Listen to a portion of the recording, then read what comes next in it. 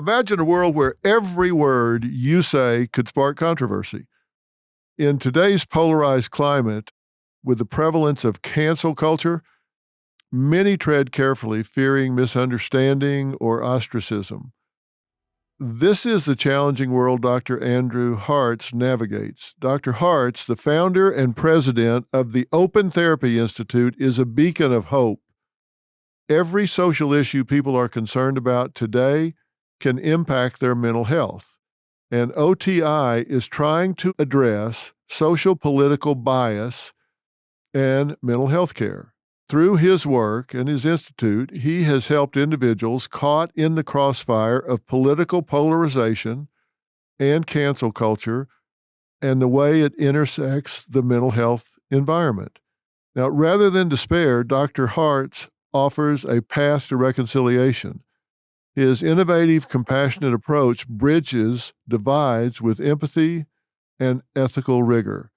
Now, we're exploring his transformative work, discovering how we can mend societal fractures through dialogue and understanding. Dr. Hartz, thank you for joining me. When did we first connect with each other? I think it was last summer. Was it last summer? Yeah. Yeah. And where did the article appear that I reacted to? That was in the Wall Street Journal. Yeah, because I've read a lot of the things that you've written, but it was the Wall Street Journal.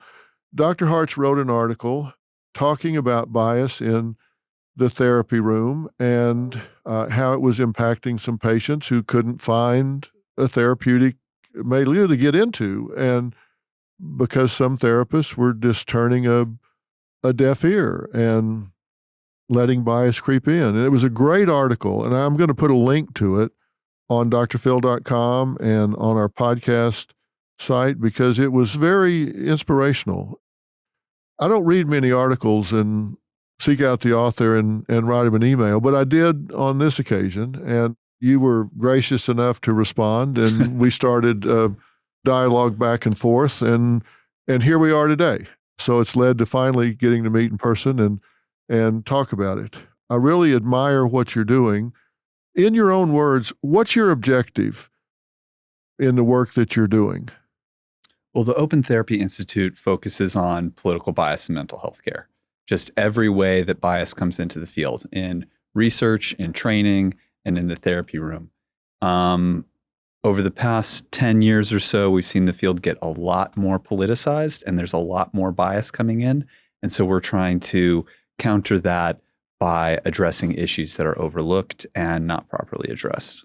Well, but now, anything that I assume here and am wrong about, I know you'll straighten me out on, but am I wrong in assuming that to a degree, this is actually part of the training model now, that they're actually training therapists to deal with these issues as part of therapy? I think more of the training is overtly politicized. And there's specific ideologies around race and speech and politics that are shaping sessions. Therapists who are taught every therapy has to discuss race and white privilege, or therapies that are attempting to dismantle the gender binary, those are gaining prevalence in the field. Well, I've got several problems with that. Tell me how you're dealing with it at OTI, because Dr. Hartz was on Dr. Phil Primetime as well, and so we've talked about this a little bit.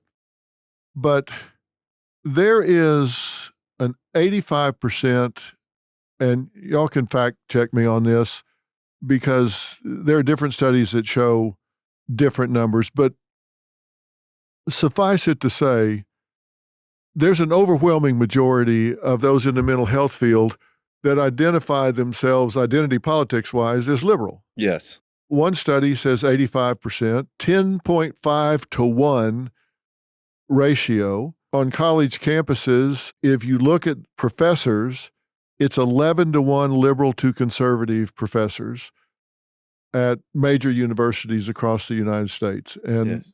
It's probably more at some and less at others. But it's a huge liberal to conservative ratio.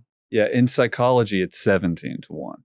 liberal to conservative. And in some ways, those numbers don't even reflect the scope of the problem, because the conservatives tend to be towards the center.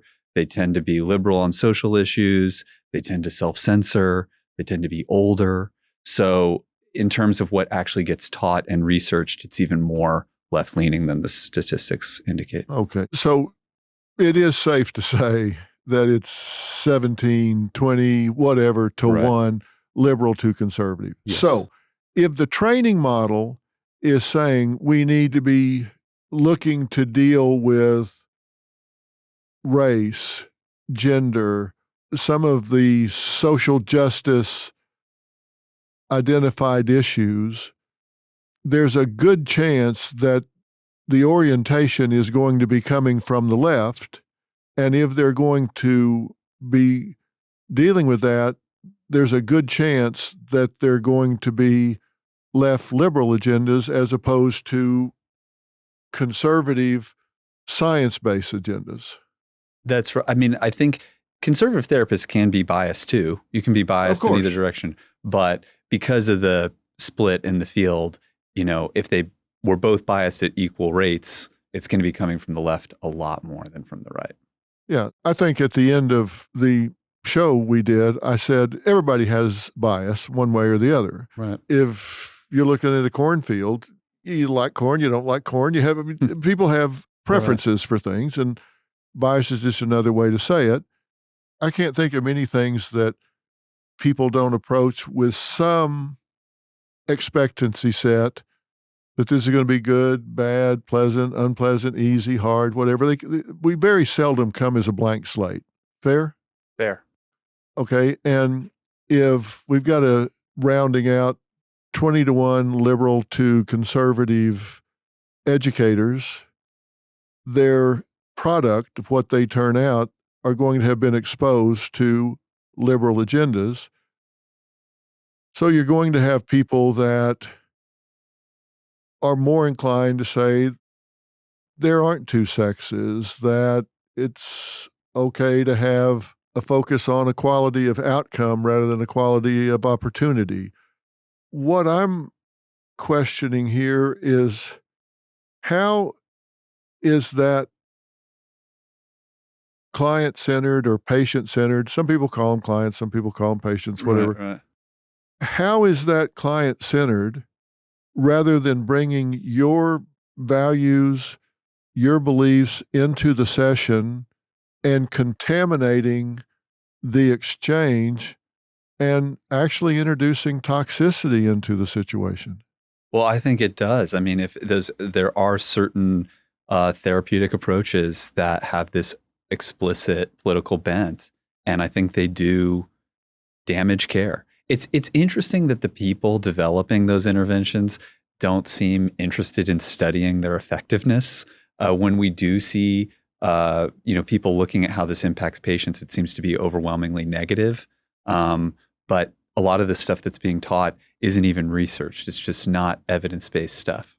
Well, if you look at the people that are putting the training protocols together, if you look at our governing organizations that put forth the canons of ethics, whether it's the state boards or you look at the philosophical mission statements of the American Psychological Associations or counseling psychology or LPCs or whatever, it seems to me that they're abandoning the prime directive, which in psychology is equivalent to the do no harm that physicians adhere to, because everything is supposed to be